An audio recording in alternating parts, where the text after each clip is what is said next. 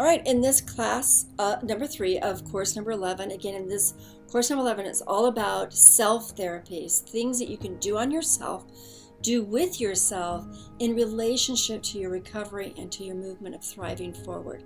And so today is about, wow, lost it. I just totally lost it.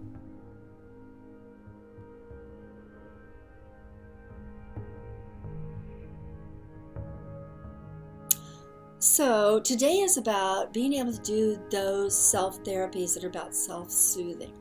Now, we've talked about dealing with anxiety. Most of the meditations and creative visualizations that we've done with each of the different classes are all related to different types of soothing yourself. But we want to be more focused on you being able to say, I need to learn in a given moment to soothe myself when I get triggered. And soothing yourself is different than doing the self-analysis. Soothing yourself is different than self-expression. Soothing yourself is different than working through the issues that are underlying why you got triggered. Soothing yourself is very different than being triggered and just acting it all out in a messy sort of way that can cause complications. And soothing yourself is also different than psychotherapy. It's also different than having relationships around you that are really good. So then, therefore, what is soothing yourself? It's when you are with yourself, you can calm yourself down. But here's the thing, like with everything, if you don't practice the actions and the activities of soothing yourself, then at those moments when you really need that tool of self-soothing, you're not practiced. It's like someone saying, gee, I know you play tennis. We need someone to go play the Grand Marshals. You want to come do it? And you're going, I haven't played tennis in 10 years. I'd have to practice and get up to speed. Well, that's not going to do any good. The game's tomorrow, you see. So you need to be practiced so that when you need to soothe yourself, you know how to do it because you practiced it. And your body, when you practice it, knows, oh, we're doing this activity. And I know this activity, and this activity calms me down. Okay, so now, some of the self-soothing activities you've done with me so far are the deep breathing. So I'm going to let you remember the deep breathing, the box breathing 4-4-4, or breathing so that everything is kind of like equal to 7. So count as 7 in, and then maybe holding it for 3, and then exhaling it for 7, and then holding the emptiness for 4. So you have that 7, 7, 7, that 21. We'll call it breath 21. Or the breathing with the nose, so forth and so on. And remember, you can go back to those breathing meditations over and over again. That those are very soothing. And remember, I did suggest to you that you make your breathing practices match you. So you have to know which ones make you feel particularly calm, okay? Now, I know that one of my self-soothing techniques is to do yoga for 5 minutes. If I have a certain routine, and if I go through the routine, my whole body, all my muscles will just relax. They'll know that they're stretched. They've gotten oxygen and blood circulated, and I move back into myself. And it's a little bit like doing a dance. You could do a dance with yourself. You could do a harsh one, a Rama dance, or you could do the soothing, flowing sorts of activities, pole dancing, whatever it is that is your form of self-soothing. And you want to practice it so you know that that soothes yourself. You can do the tapping, which I'm going to show you a little bit of, and you can do the EMDR, which I'll show you a little bit of. You can do your own EFT process, which I'll also show you, and I also have some videos on our Facebook group together. So these can be self-soothing practices. Self-soothing practices can also be massaging yourself, hugging yourself, having a particular object that you hold, like a teddy bear or a pillow or a blanket. Yes, go ahead, because you are hugging yourself, you're soothing yourself. Maybe if you stroke your head, some people find, just playing with their earlobe is very self-soothing. Some people will rock back and forth. Now, you don't want to get into the self-harm patterns. Some people use self-harm, such as cutting, sadly, as a form of self-soothing, but it actually isn't that helpful because it's also incredibly self-destructive, but they will use it to express and they'll use it to release, and it feels like it's soothing themselves. So I want you to avoid any time it feels like you're doing something that harms you, even though it also makes you feel released, because that's a whole different pattern that's related to addiction and related to the chemicals in your brain and related to the repeating of your own abuse and violence pattern. It's very hostile, very violent, it's self-abusive.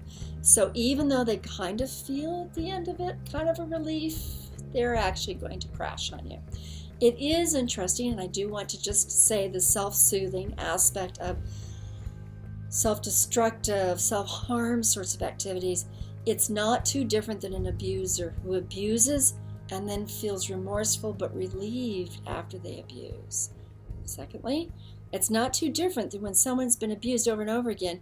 They can anticipate the tension, the building, and they just want it to happen so it can break open and be done, and it breaks open and it's done and it's awful, but you know it's done for a period of time. And it's that anticipation that's just horrible. And so people get actually accustomed to anticipating and anticipating. Then you get into a pattern where you anticipate the abuse is going to happen. You actually begin to trigger it just to get it over with. And these are ways that people feel like, wow, I'm so relieved it's over. It feels like a form of self-soothing, but it's actually self-destructive. It's self-harm. And I'm alerting you to the difference between self-soothing and self-harm, even though the outcome is relief at the end of it. Another form of self-soothing that I really find helpful is boxing, taking my boxing gloves and just boxing for a period of time until I get exhausted. Another way of self-soothing is being out in nature, listening to the waterfalls or the insects.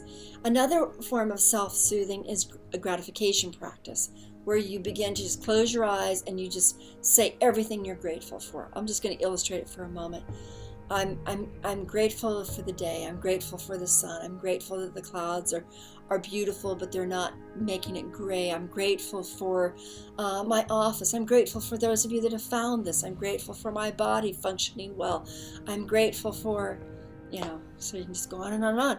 And it is a practice of self-soothing to be grateful until you say it mechanically at first, until you begin to allow yourself to feel the gratitude. And then the gratitude begins to take care of your body, go into your body, be a part of your body, change your biochemistry, and then change your thoughts and your emotions. And then finally it lets it become a self-soothing process. And all authentic self-soothing, it does start often very mechanically and artificially, like breathing. Oh gosh, I'm just gonna have a panic attack. I'm pretending right now, I'm acting. I'm gonna have a panic attack. Okay, what's that breathing? I'm supposed to breathe as fast as I feel like I need it first. Okay, I can slow down. No, here it comes again.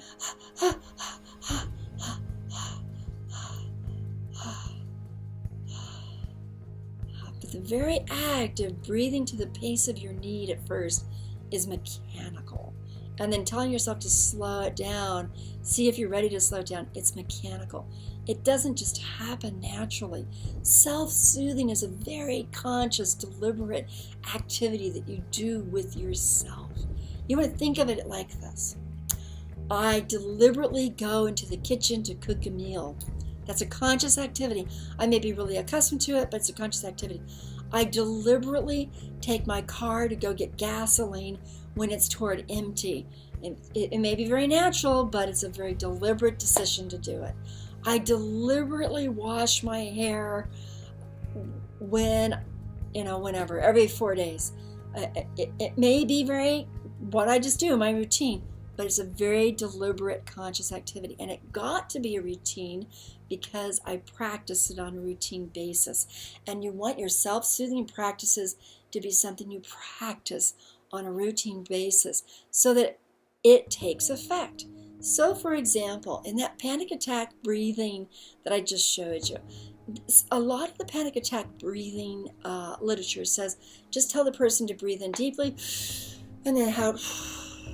And they say to go immediately into the panic attack mode by just breathing deeply, not just breathing deeply, because that can be amazing. And for some people, that is the perfect intervention.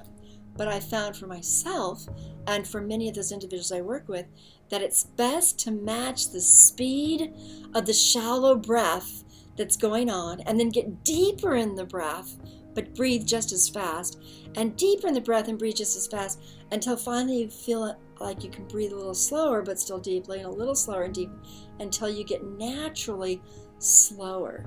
And it's when you watch yourself coming down into that speed as opposed to just, oh, I'm supposed to relax. Okay, deep breathing. And what happens is they'll breathe a long, deep breath, but it's all shallow because they're still tight right here, as opposed to matching the tightness and the speed and then making it bigger and deeper and practicing the depth of it while they're still matching their speed.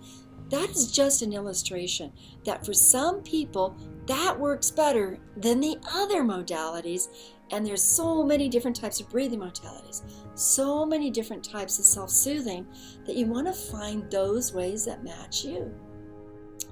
Like I said in the previous class, for some people it's art, music, and a walk in nature, journaling. But these are activities you can do that are not part of your daily meditation or self-therapy moments, but are you intervening in the moment when you need to be soothed, but having practiced that those self-soothing techniques work with you. So, for example, some people will carry in their purse or their car or a briefcase a particular thing that when they hold it or play with it, I'll just pretend it's this, okay? When they hold it or play with it, it just feels good. It's like, oh, that feels so good. And it becomes a tactile sort of object because this becomes soothing. It's cold, it's hard, it's round, and that can become an object. It's called a transitional object. So find your ways of self-soothing that you can do at any moment, and you can summons it up because you have taken the time to practice it. You've taken the time to make that self-soothing practice part of your daily routine. Okay, I'll see you in the next class.